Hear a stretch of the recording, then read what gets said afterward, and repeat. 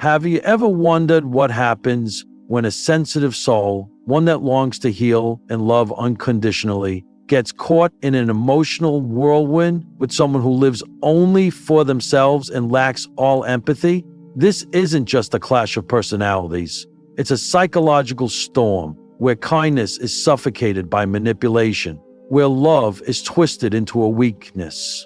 Today's video isn't just an analysis of behavior. It's a journey into the hidden pain of those who've lived too much for others. If you've ever felt like you're slowly losing yourself in a toxic relationship, or if you're searching for clarity amidst emotional confusion within, watch this video until the end. Together, we'll begin to untangle the knots in your soul through understanding and compassion. Don't forget to hit subscribe so you won't miss more healing content like this, because you deserve to be seen, to be heard, and to move forward with true strength from within. Imagine someone who lives with an open heart, an empath, someone who doesn't just sense others' emotions but takes them in, holds them close, and tries to heal them as if the pain were their own. They don't love halfway.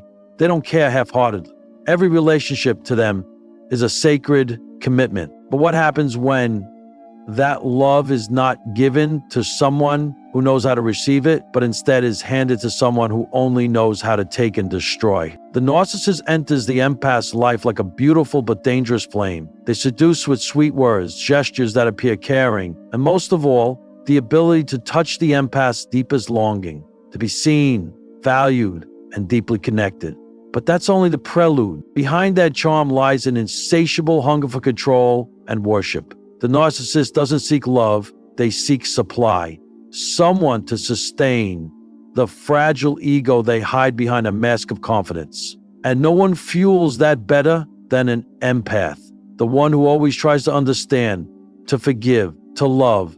Even in the darkest moments, in the early stages of the relationship, the empath often doesn't see what's happening. They believe in change. They believe that if they're patient enough, compassionate enough, they can heal the other person. They excuse the coldness as a sign of past hurt. They blame themselves when they're ignored, insulted, or manipulated. And little by little, their compassion becomes an invisible shackle they place on themselves. What makes this so dangerous is that the narcissist doesn't manipulate through overt violence, but through subtle psychological tactics. They make the empath question their own feelings. Am I being too sensitive? Did I do something wrong? Over time, the empath stops trusting their own intuition. They don't even realize they're hurting because the pain has been sugar-coated with fake apologies or calculated silent treatments. When someone who lives to love is backed into the corner of doubt, their emotions don't vanish, they're suppressed. From someone gentle and kind, they begin to feel confused, drained, and eventually resentful. But what makes the empath different is that they rarely express anger outwardly. They suppress it. They cling to the image of being the good one.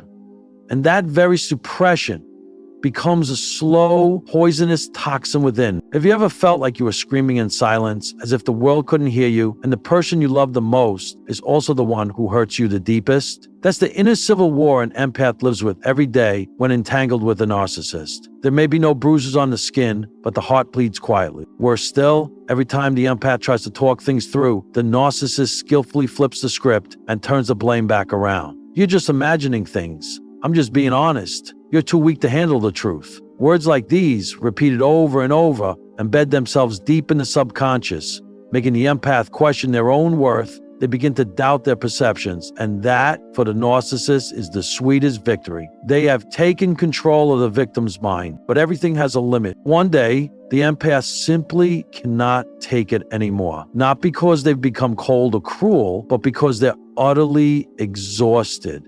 When emotional waters are dammed up for too long, the flood eventually breaks through. And that moment, when the empath explodes, when they say things they never thought they were capable of saying, is not a sign that they've become bad, but that they've hit rock bottom.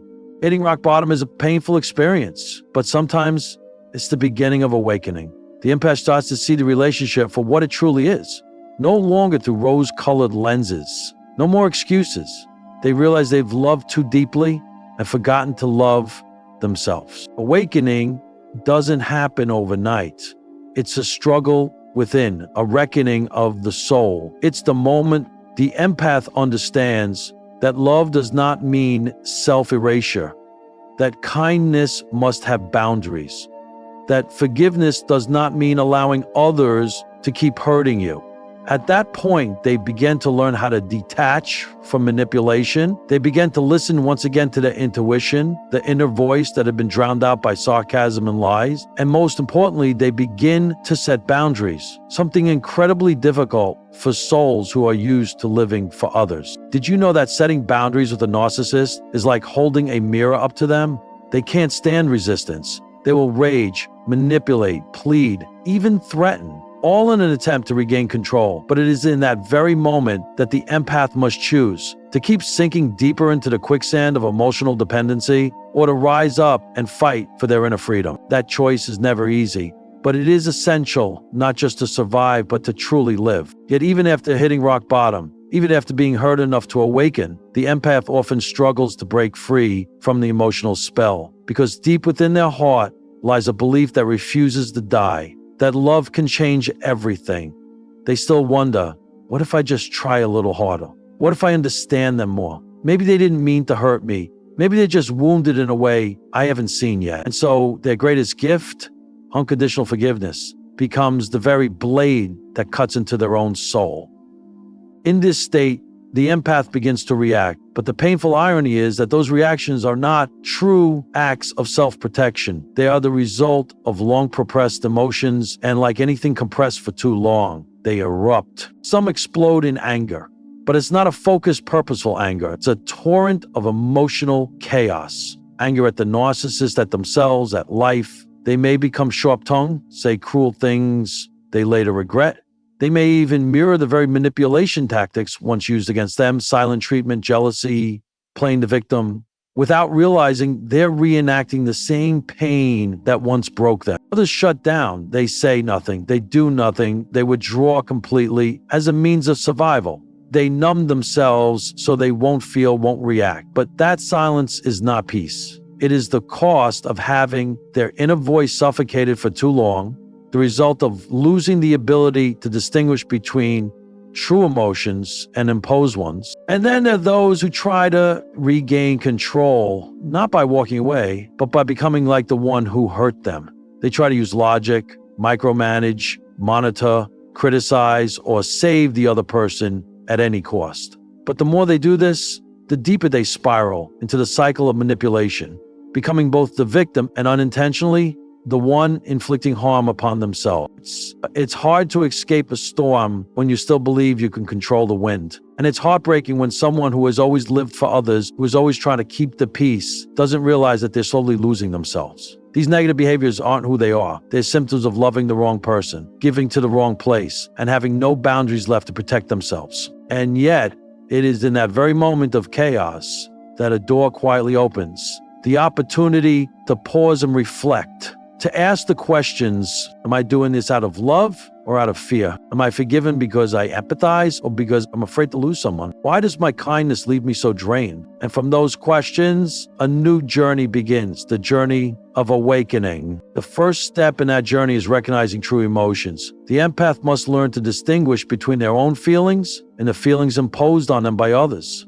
They must give themselves permission to feel without judgment, to be sad without seeing themselves as weak, to be angry without feeling like a bad person, to be disappointed without believing they are a failure. The next step is rebuilding personal boundaries. This isn't just about saying no, it's about declaring, I have the right to protect my inner peace.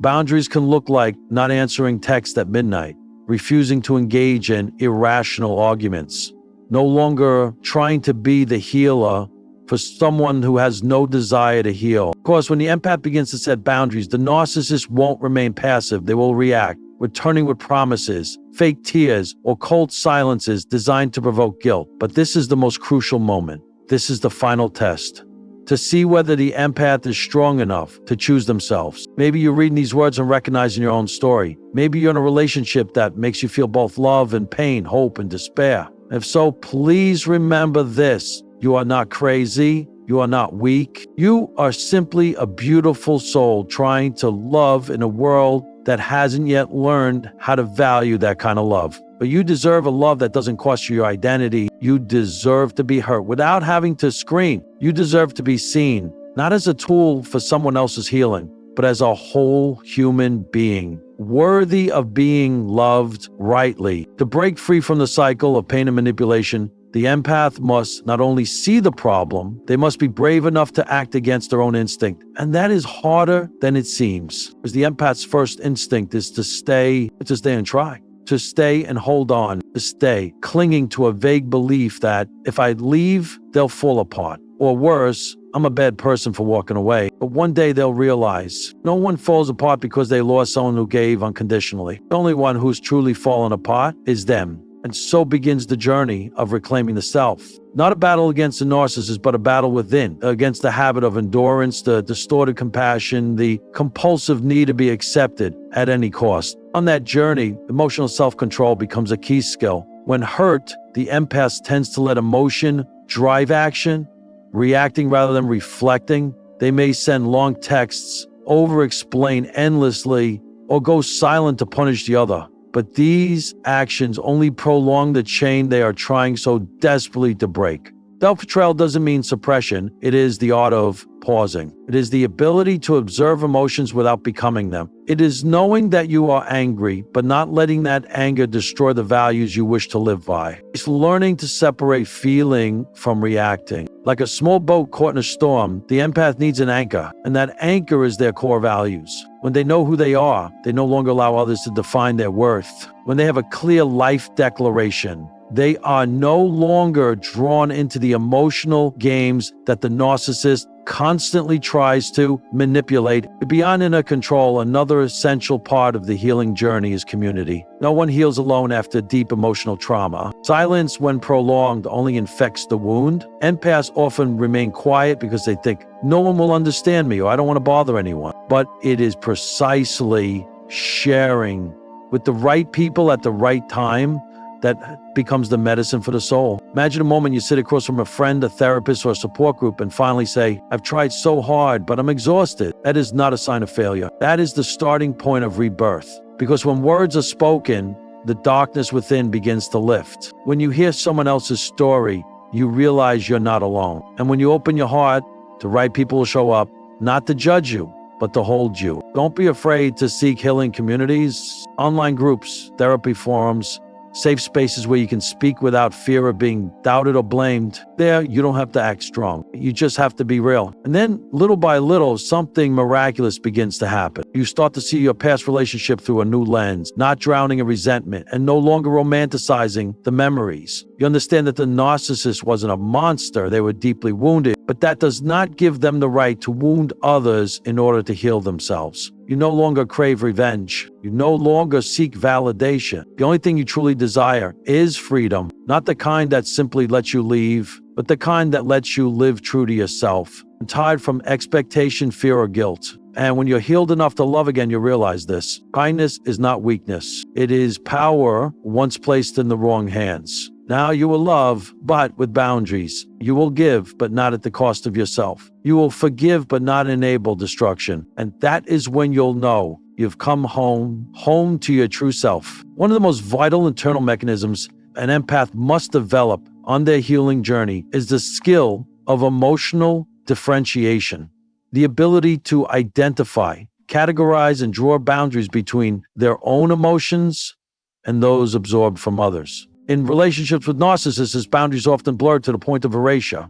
Empaths with their highly sensitive mirror neurons and deep tendency toward emotional attunement easily absorb negative emotional signals like guilt, anger, contempt, or shame, emotions that never truly belong to them. In psychology, this phenomenon is known as emotional enmeshment, an unhealthy blending of emotional experiences where the empath loses their emotional boundaries and becomes a container for the other person's feeling. There is though they no longer know what is real. Negative emotions that should have remained with the narcissist are now internalized by the empath. Like a silent sentence they unknowingly carry out themselves. This is a form of automated emotional abuse. When the victim begins punishing themselves with emotions the manipulator carefully planted in their psyche. In such a context, the executive emotional function plays the role of an inner gatekeeper. It helps the empath pause before reacting, not through emotional instinct, but through conscious observation. Psychology calls this meta-awareness. Awareness of awareness. When you learn to see your emotions from the outside, you begin reclaiming control. You are no longer swept away by emotional currents. You become the one who chooses responses that align with your values. Indeed, inner freedom doesn't begin with bold actions like walking away from a relationship. It begins with a quiet decision deep within the mind. From now on, I will no longer react as a reflection of someone else's pain. I will respond as a person with my own identity, my own values, and the right to decline a role in someone else's toxic narrative. This is when the empath enters the second phase of healing, the stage of identity restructuring. In this phase, they are not just healing wounds. They are rebuilding their value system, redefining love, kindness, boundaries, and most importantly, redefining themselves. This is no longer the person who must constantly sacrifice to keep the peace. This is someone new, someone who knows how to be kind without compromising dignity, how to empathize without becoming someone's shadow, how to love without being consumed. Interestingly, a 2018 study published in the Journal of Personality Disorders revealed that individuals with high empathy scores who were trained in boundary setting and critical thinking skills showed significantly faster psychological recovery after leaving narcissistic relationships. This confirms that kindness doesn't need to be sacrificed. It simply needs to be trained to know its limits. But is internal willpower alone enough? The answer is no. An essential part of the healing process is a safe environment and a supportive community. In therapeutic psychology, this is known as a corrective emotional experience.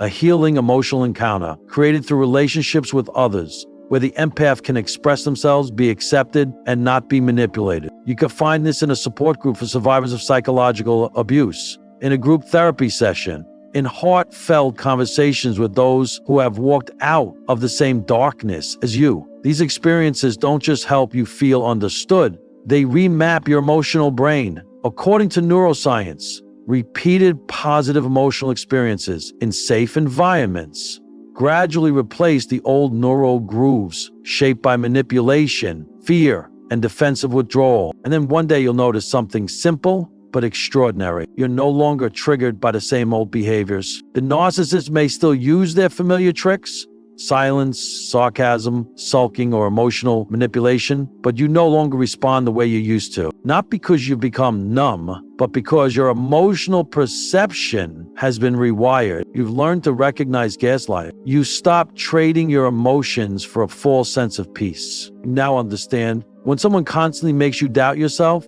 that's not love.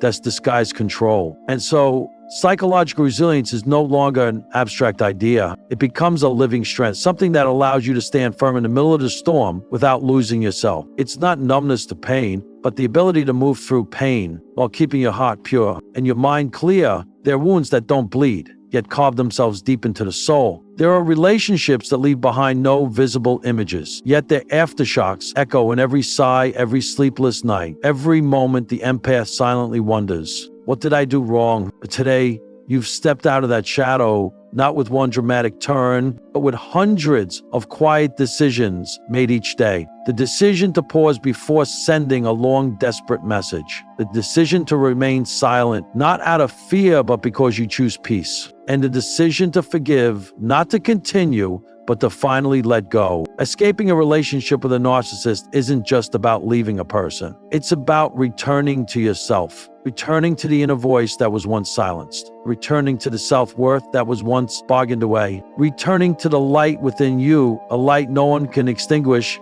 if you learn to protect it with understanding, emotional discipline, and the right kind of compassion. You don't have to be perfect to deserve a healthy love. You only have to be honest with yourself. Remember, love should never make you feel lost, devalued, or voiceless. True love is a space where you can expand, not shrink. And if you're on this healing journey, be patient with yourself. Don't rush. Don't compare your pace to anyone else's. We all move at our own rhythm, and as long as you don't turn back out of fear of being alone, you are walking toward the light. I hope this video touched a part of your truth, the part you've always felt but never dared to name. If you saw yourself in this story, if you've ever loved too deeply, forgiven too much, and felt empty while trying to fill someone else, you are not alone. Leave a comment below and share what you're going through. Not to seek pity, but to show the world we are stronger when we speak. And if this video resonated with you, please hit subscribe and share it with someone who might be trapped in a relationship that's slowly making them forget who they are. Every subscription, every share not only helps this message reach more people, it might just be the lifeline that pulls someone out of the silent abyss. Because in the end, what makes us strong isn't that we've never fallen, but that we stood back up, carried every scar, and kept walking as a living reminder that kindness is never a crime.